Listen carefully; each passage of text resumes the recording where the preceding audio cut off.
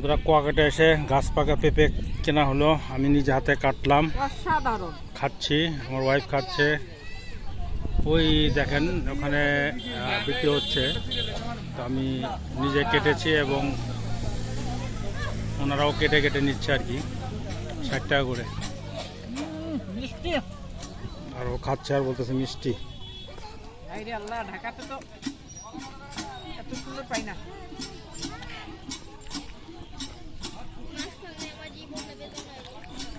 কুয়াকাটা এসে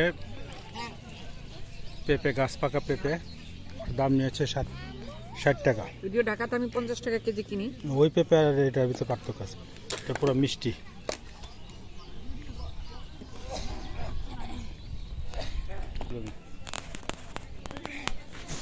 মেয়ে গোল্লা খাচ্ছে আবার, আর আমি পেঁপে খাচ্ছি।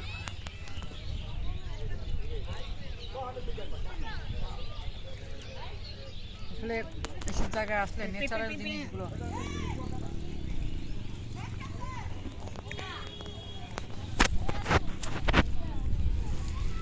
এটা আবার চোচা রয়ে গেছে। ওটা কাটার সুযোগ পাইনি।